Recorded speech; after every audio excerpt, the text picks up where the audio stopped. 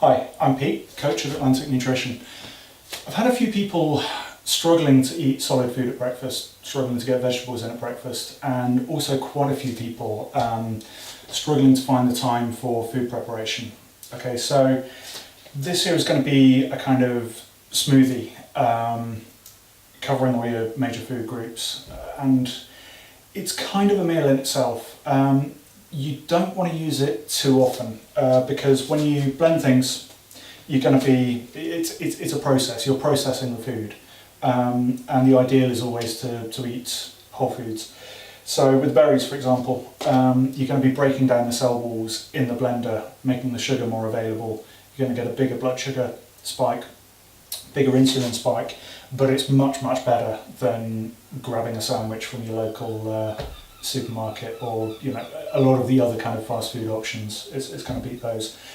It's a brilliant meal to do peri-workout, before and after your workout. That's generally what I use it for. I train early in the morning and I want an insulin spike before I start training to preserve muscle, and I certainly want an insulin spike afterwards because intense training depletes the glycogen stores in your muscles, to a certain extent your liver as well, making those cells really hungry for nutrients. So when insulin does its job, which is signalling the cells to take in nutrients from the blood, those cells are really hungry for those nutrients and take them on board. So it's all going into the muscles rather than being rejected by the muscles, which in a sense is insulin resistance, and then being kind of stored away in as fat.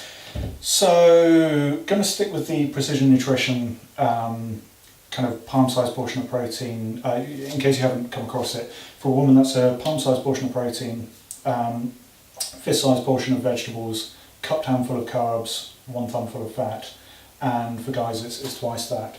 It's a pretty good guideline. I sometimes have people eating less in the way of carbs except around workout periods. But as a kind of basic template for eating, it's pretty good.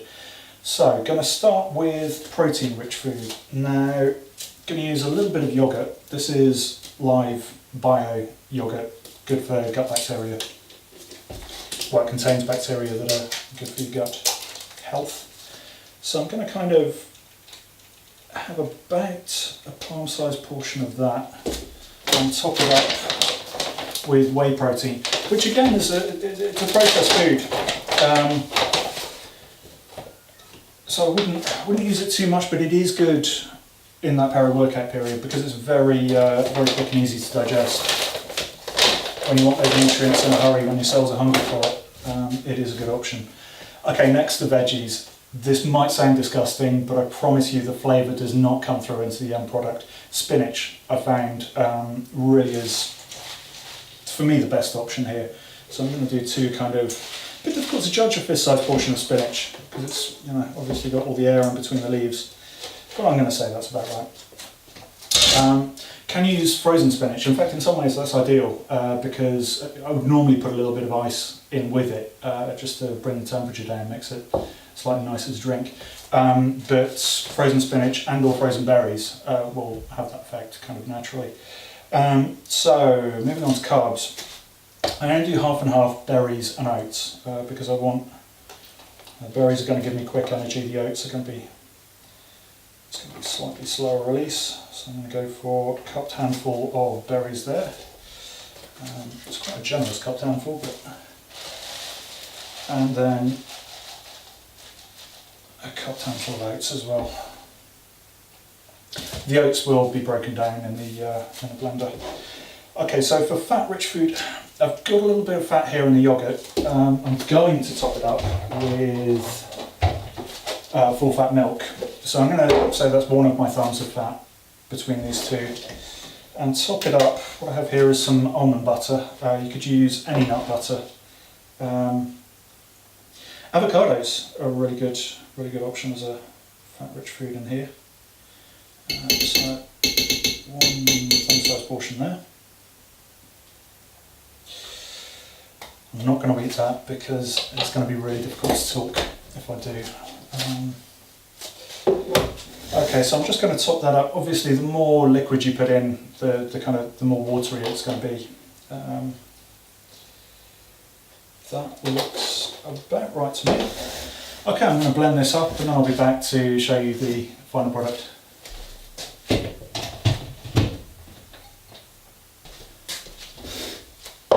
Okay, that's all blended. This is the end result. It looks very green, which might be a little bit intimidating, but I promise you it's going to taste of yogurt and berries. In terms of alternatives, pretty much any kind of fruit will work. Oats are a good option, but you can't put kind of rice or pasta or anything like that in. I wouldn't put kind of flour either. Generally speaking, fruit is your best option, or a bit of oats. For the protein, if you're on a plant-based diet, you could use half and half pea and rice protein. That's going to give you a good balance of amino acids. For the, yeah, I mean, there are various options. Precision Nutrition did do a kind of recipe sheet for what they call super shakes. I'll probably share that on my Facebook page. But this is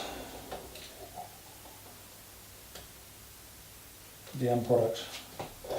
And actually, it tastes pretty good.